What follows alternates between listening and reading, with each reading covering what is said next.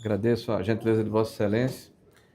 Quero iniciar minha fala aqui parabenizando o senador Alessandro pelo relatório e dizer que, antes de entrarmos no tema, é importante nos debruçarmos sobre a narrativa que está sendo feita.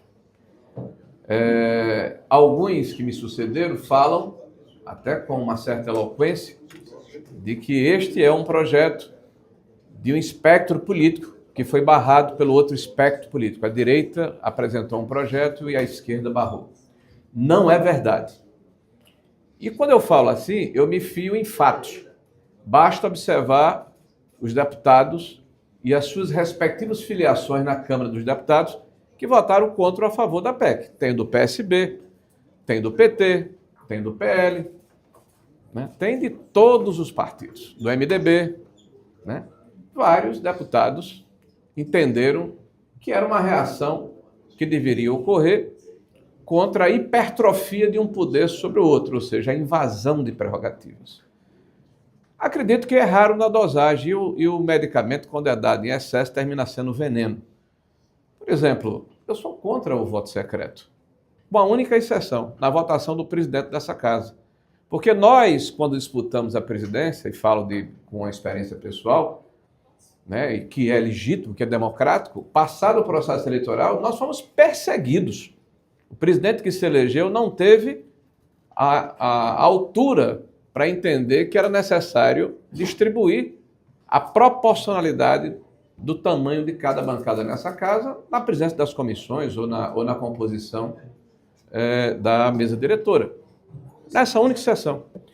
Acho até que o voto secreto, quando se julga uma autoridade aqui, e se diz, por exemplo, vamos votar aqui no ministro do STF ou no Procurador-Geral da República, é um voto forte, que é alguém que vai, ao longo da vitalidade do seu mandato, quer dizer, até ele morrer, julgar, eventualmente, os senhores parlamentares.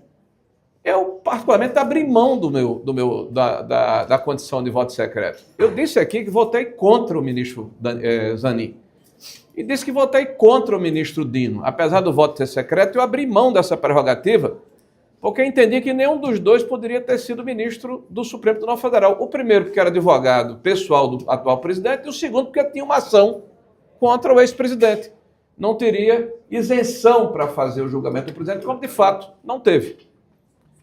Prerrogativa minha, o voto é secreto, a prerrogativa é minha. E eu abri mão dessa prerrogativa.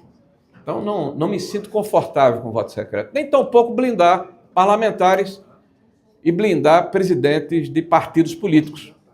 Excessos que certamente não deveriam ter sido acolhidos pelo processo, pelo projeto. Porém, o que a PEC determina é a volta à Constituinte originária.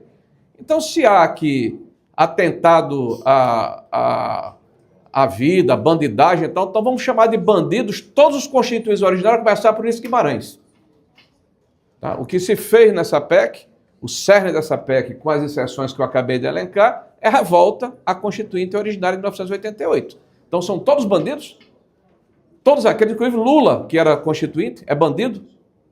Bom, dito isso, eu quero dizer que, da mesma maneira que a sociedade se mobilizou e foi para as ruas, indignado com a PEC, da prerrogativa ou da blindagem, a população está mobilizada há quase 2 anos, indignada com a injustiça e com a perseguição que o espectro da sociedade está sofrendo. E eu não vejo a mesma repercussão por parte dos veículos da imprensa.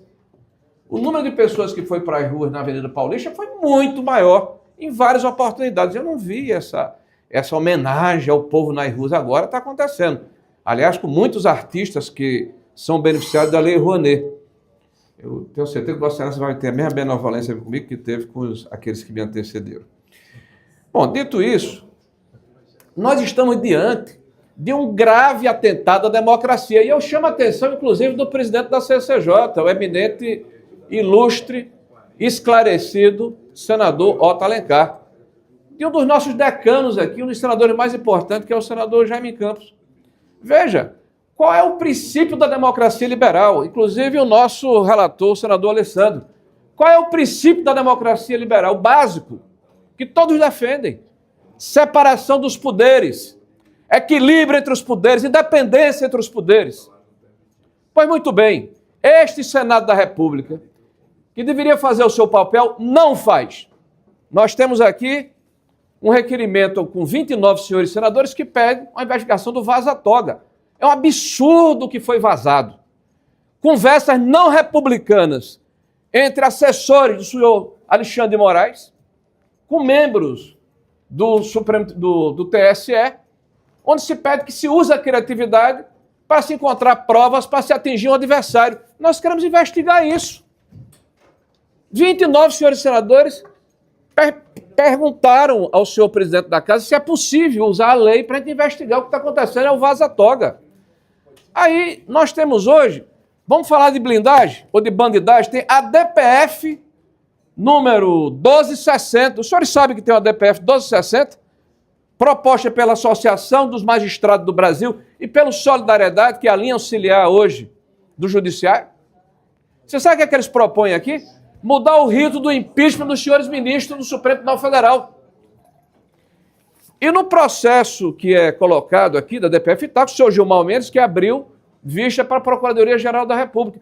Hoje o poder que não pode ser fiscalizado, que está acima de todos nós, é o Supremo Tribunal Federal. Hoje a DPF diz o seguinte, que só quem vai poder oferecer denúncia é o Procurador-Geral da República, ou seja, os senhores senadores não poderão oferecer denúncia. Os cidadãos brasileiros não poderão oferecer denúncia de afastamento de ministros.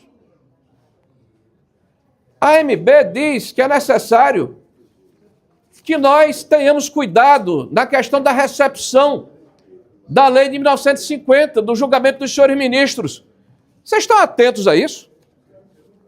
A diminuição do poder deste parlamento, do Senado da República, que é a Casa Revisora, que deveria ser, dentro do princípio da democracia liberal, o poder que modera e é moderado, o peso e o contrapeso. Pois vejam, senhores, a nossa indignação não pode ser seletiva. Vossa Excelência, me dê só mais um minuto que eu concluo. A nossa indignação não pode ser seletiva, porque senão nós seremos objeto de fancaria, de zombaria, de descrédito. Quando eu vejo aqui as pessoas falando que a Constituição não é cumprida, tem razão. Ou vocês acham que é normal a gente assistir todos os dias pelos jornais ou ler nos jornais e pelos meios de comunicação de que uma determinada ação parlamentar aqui nessa casa foi paralisada pela vontade de um ministro do Supremo Tribunal Federal? Como aconteceu, por exemplo, com o relator designado pelo deputado Hugo Mota para julgar a questão da anistia, que anunciou que estava parando tudo porque Alexandre de Moraes mandou, ou orientou, ou pediu? Senhores, vamos nos dar o respeito. Tá? Estou votando favorável, nobre senador Alessandro Vieira, mas querendo dizer aos senhores aqui que ou nós nos damos o respeito ou ninguém mais nos respeitará. E está aí, qualquer pesquisa de opinião pública, nós somos a instituição menos respeitada da República, menos respeitada da República. Então vamos fazer a nossa parte para mudar essa página.